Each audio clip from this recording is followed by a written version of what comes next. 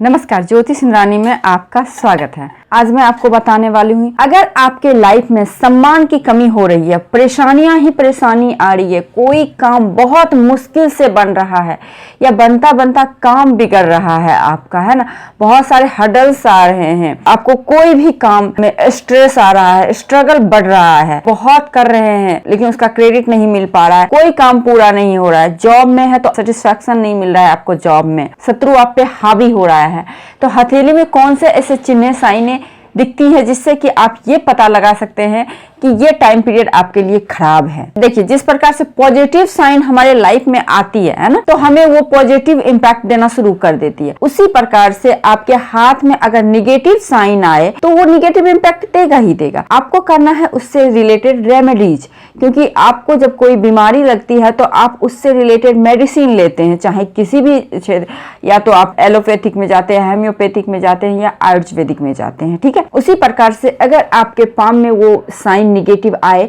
तो उससे रिलेटेड आपको रेमेडीज करनी है, मेडिसिन लेनी है। तो इसमें भी 3 प्रकार की मेडिसिन होती है। अगर आपको कोई स्टोन पहना दिया जा रहा है तो ये हो गया आपका एक तरह से एलोपैथिक वाला, तुरंत असर करना। अगर आपको मान लीजिए कोई भी कर्म करना, ये आयुर्वेदिक हो गया कि कर्म कर रहे हैं, धीरे धीरे फल मिलेगा। एक होता है कि पूजा पाठ से चीजों को ठीक करना, पूजा पाठ करना, बहुत तरीके दान वगैरह करना, तो ये हो गया आपका होम्योपैथी टाइप में। तो इस तरह से आप रेमेडीज भी कर सकते हैं। तो इस तरह से आपको रेमेडीज करके इस चीज से निजात पा सकते हैं। देखिए, आपके लाइफ में मैनेजमेंट संबंधी कोई प्रॉब्लम आ रही, किसी भी तरह का अनसैटिस्फैक्शन आ रहा है, सही से लाइफ नहीं जी रही है, तो कहाँ पे इसका इम्पैक्ट आपको सबसे पहले देखने को मिलेगा। क्योंकि देखिए, सूर्य हमारा आत्मा होता है, और सूर्य अगर पीड़ित है, आपके कुंडली में हो या फिर आपके पाम में हो, अगर सूर्य आपका पीड़ित है तो समझ जाइए कि लाइफ झंड बन जाने वाली है आपकी। खूब कीजिए काम, बहुत कम सफलता मिलेगी। तो बहुत प्रयास कर लिया, बहुत ज्यादा लोगों का हेल्प कर लिया, कुछ नहीं आउटपुट निकलने वाला है। तो कैसे देखें? देखिए, सबसे पहली बात तो आपको सूर्य की माउंट देखना है। कभी भी सूर्य के माउंट पे आपको निगेटिव साइन दिखे तो सबसे जो निगेटिव साइन होता है, देखिए, एक सेकंड के लिए आप क्रॉस भी है निगेटिव साइन, लेकिन ये निगेटिव साइन जो है ना, कुछ टाइम के लिए आपको उतना निगेटिव फल नहीं देता है जितना कि मैं ये साइन आपको बताने वाली हूँ। अगर आपके सूर्य माउंट पे हो तो बहुत ही निगेटिव इंपैक्ट पड़ता है। ये जो माउंट है, ये एरिया आपका सूर्य का माउंट हो गया, ठीक है। इस एरिया पे कभी भी आप तिल देखें, जरा सा भी तिल देखें, बड़ा सा तिल देखें, हल्का तिल देखें, गाढ़ा तिल देखें, जैसा भी कैसा भी हो, तिल धब्बा हो, तो ये बहुत बैड इम्पैक्ट पड़ता है हमारे लाइफ में इस तिल का। एक चीज ध्यान दीजिएगा, अगर आपके हाथ में कोई भी तिल बाय बर्थ है ना, जन्म के समय से है, तो कोई बात नहीं, उतनी घबराने की जरूरत नहीं है। लेकिन सडन किसी पर्टिकुलर एज में आ रहा है तो यहाँ पे प्रॉब्लम है। यहाँ पे अगर मान लीजिए आपके किसी भी एज में आ रहा हो, यहाँ पे तिल हो, उसी टाइम आपको अलर्ट रहना चाहिए। सबसे पहला इफेक्ट करेगा आपके स्वाभिमान पे, आपके आत्मसम्मान पे, जहां से कि एक आत्मा से व्यक्ति झकझोर देना होता है ना, टूट जाना होता है। अगर इस तरह का कोई साइन भी आपके हाथ में आए तो समझ जाइए उस टाइम सबसे पहला वार होगा आपके आत्मसम्मान पे, आपके मान प्रतिष्ठा पे, आपके इज्जत पे, आपके जॉब पे, आपके रोजी रोटी पे, है ना, इन सभी चीजों पे सबसे पहले इंपैक्ट पड़ेगा। तो आपको क्या करना है, तिल आए उसी टाइम अलर्ट रहना है। ऐसे लोगों को बिना मतलब से बदनामी मिलती है, मतलब जो काम नहीं भी करते हैं उसका क्रेडिट दिया जाता है, जो काम करते हैं उसका क्रेडिट तो नहीं ही दिया जाता है। शत्रु बहुत हावी होते हैं, आपको जीतने नहीं देंगे, आपको जगह जगह परेशान करेंगे। तो समझ जाइए कहीं ना कहीं मेरा सूर्य डिस्टर्ब जरूर हो रहा है। नॉर्मल सा चीज में आपको बाधा विघ्न मिल जाएगा, नॉर्मल से काम आपको सक्सेस नहीं होने देगा ये तिल।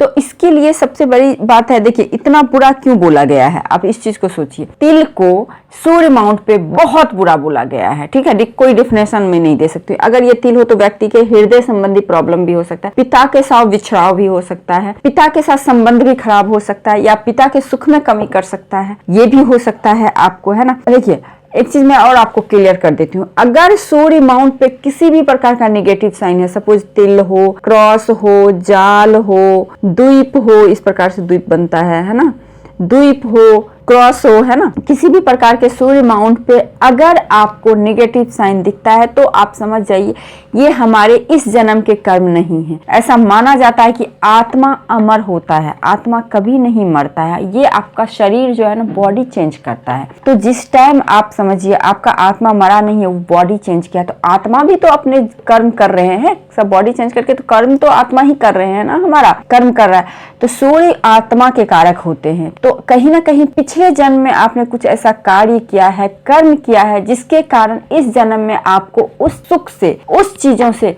वंचित रखा जा रहा है। देखिए, सूर्य के माउंट पे हो तो यहाँ पे आपको क्या होता है, आपको धोखा भी मिलता है। तो कहीं ना कहीं आप पिछले जन्म में लोगों को धोखा दिया है, ठगा है, झूठ बोला है, पिता का आपने सम्मान नहीं किया है, कहीं ना कहीं आप लोगों को बहुत स्ट्रेस दिए हो, बहुत ज्यादा अपने पावर पोजीशन का गलत इस्तेमाल किए हो, तो इस जन्म में आपको इस चीज का खमियाजा भुगतना पड़ेगा। तभी आपके सूर्य माउंट पे नेगेटिव साइन आया। इस चीज को तो आप जरूर ही जान लीजिए, क्योंकि देखिए, हम जो चलते हैं ना, कभी कभी क्या होता है, इस जन्म में हम लोग कुछ भी नहीं करते हैं, लगता है अरे इस जन्म में तो हमने कुछ किया ही नहीं है, लेकिन फिर भी हमें इतने दुख कर्म क्यों मिले। प्रारब्ध होता है, क्रियमान कर्म होता है, तो कर्म का जो लेखा जोखा जो होता है, बैंक बैलेंस होता है, उसी के अकॉर्डिंग हमें इंटरेस्ट मिलता रहता है। ठीक है, जैसा हमने बैंक बैलेंस किया है वैसा हमें इंटरेस्ट उतनी क्वांटिटी क्वालिटी टाइप में मिलती रहेगी। तो यही कहानी होता है सुख दुख का, एक तरह से आप कह सकते हैं। तो सूर्य जब भी डिस्टर्ब हो तो सोच लीजिए कि कहीं ना कहीं हमारा आत्मा पिछले जन्म में कुछ कांड करके आया है, इस जन्म में तो इतना प्रॉब्लम हमें मिल रहा है। अच्छा, एक चीज और होता है, पूर्व पुण्य रेखा, जो कि आपके बाहरी मंगल से एक रेखा जाती है। अब इसका मतलब क्या होता है, देखिए, पूर्व पुण्य रेखा का मतलब बहुत ही शुभ होता है। शुभ क्या होगा, ये संघर्ष बहुत देगा, क्योंकि मंगल और सूर्य की युति बन रही है। जब भी मंगल और सूर्य की युति बनती है तो लाइफ में हमें बहुत बड़ा वाला सक्सेस मिलता है। अब उतनी बड़ी सक्सेस के लिए हमें कहीं ना कहीं, मेरा आत्मा भी तो पहले से प्रिपेयर है, तो कभी अधूरी इच्छा रह जाना, जैसे पिछले जन्म में सपोज मुझे बनना था बहुत बड़ा कोई पावर पोजीशन वाला, आईएएस बनना था, ठीक है, बट अधूरी रह गई और बीच में ही मेरा दूसरा जन्म हो गया, तो कैसे होगा। तो यहाँ पे क्या होगा, तो पिछले जन्म में जो है ना अधूरा चीज को, उसी को संघर्ष, वहां तक जाने में, संघर्ष करने में आपको जो टाइम लगता है, इसीलिए ये सक्सेस थोड़ा टाइम लेता है, लेकिन देता है बहुत जबरदस्त। तो कहीं ना कहीं पिछले जन्म में आपने उस काम को आधा अधूरा छोड़ के आया है और इस जन्म में आपको पूरा करना है उस काम को।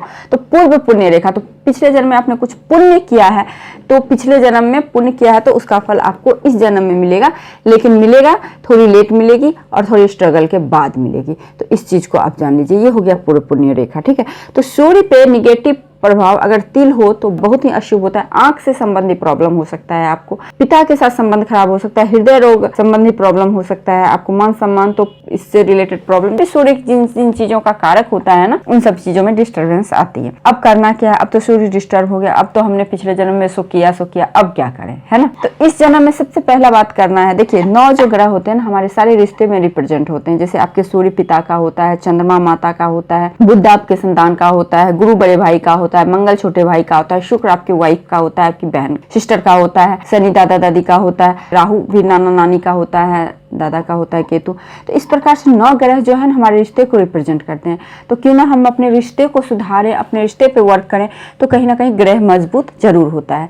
तो सूर्य है, तो सूर्य पिता को रिप्रेजेंट करता है, तो अपने पिता का सम्मान करें, पिता का सेवा करें। दूसरी चीज, आप पिता तुल्य व्यक्ति, सपोज हो सकता है कि आपको बाहर रहना पड़ रहा हो, पिता साथ में ना हो, ऐसा भी हो सकता है, तो आप पिता तुल्य व्यक्ति जितने भी, उनका आप सम्मान करें, उनका आप सेवा करें, तो देखिए आपका सूर्य स्ट्रांग होने लगेगा धीरे धीरे। एक ससुर जी भी हो सकते हैं इसमें।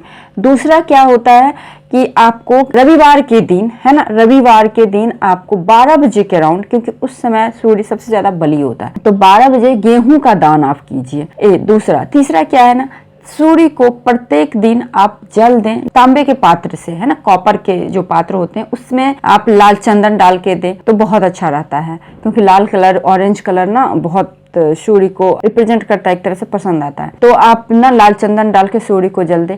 आदित्य हृदय स्तोत्र का पाठ आप करें, डेली करें, बहुत अच्छी बात है। अगर टाइम का प्रॉब्लम है, क्योंकि कर्म भी तो हमें करना है ना, कर्म के साथ हमें धर्म करना है, तो इसके लिए आप क्या करें, कम से कम रविवार के दिन जो है ना आदित्य हृदय स्तोत्र का पाठ करें आप, तो इससे आपका सूर्य स्ट्रांग होगा। कोशिश करें रविवार के दिन नमक ना खाएं। बहुत डिस्टर्ब है, मान लीजिए सूर्य पे तिल है, मतलब बहुत डिस्टर्ब, तिल तो है ही है, साथ ही साथ प्रॉब्लम भी बहुत ज्यादा दिख रहा है, तो आप क्या करें, आप 21 रविवार का व्रत कर लें, है ना, तो उससे भी आपका सूर्य धीरे धीरे स्ट्रांग हो जाएगा। अगर आप रत्न धारण करना चाहते हैं तो रत्न में सबसे पहली मेटल पहले आप धारण करें, तो मेटल में कॉपर सूर्य को रिप्रेजेंट करता है, कॉपर पहने, रेड कपड़ा, ऑरेंज कपड़ा, व्हाइट कपड़ा ज्यादा यूज करें। दूसरी चीज क्या है ना, आप रूबी मानिक के रत्न आता है, ठीक है, मानिक रत्न पहन सकते हैं। लेकिन एक बार मैं आपको बोलना चाहती हूँ, आजकल मैं देखती हूँ कि कोई भी कोई रत्न रिकमेंड कर रहा है, पहन रहा है, ठीक है, तो एक चीज आप देख लीजिए, अगर आप सपोज कोई दवाई खाते हैं, बिना मतलब से खाते हैं, उसका रिक्वायरमेंट नहीं है आपके बॉडी में, तो उसका बैड इफेक्ट कहीं ना कहीं जाके पड़ता ही पड़ता है। उसी प्रकार से अगर उस चीज का रिक्वायरमेंट आपके बॉडी को नहीं है, आपके जो न ग्रह हैं उसका नहीं है, उसको, तो फिर आप वो रत्न पहनते हैं तो कहीं ना कहीं इसका निगेटिव इम्पैक्ट भी पड़ता ही पड़ता है। तो आपको ये ध्यान रखना है, ठीक है। तो जो बीमारी है उसी का इलाज करें। अगर आपका सूर्य डिस्टर्ब है, कुंडली जरूर एक बार दिखवा ले, हाथ दिखवा ले, अच्छे से पाम दिखवा ले, उसके बाद ही रत्न पहने, क्योंकि रत्न का साइड इफेक्ट होता है। बाकी आप पूजा पाठ कर रहे हैं, मेटल पहन रहे हैं, दान कर रहे हैं, सेवा कर रहे हैं, तो इसका कोई साइड इफेक्ट नहीं होता है। तो इस बात का आप ध्यान रखें कि आप रत्न पहने तो जस्ट लाइक एलोपैथिक दवाई बहुत ही छानबीन करने के बाद पहने, वरना ना पहने।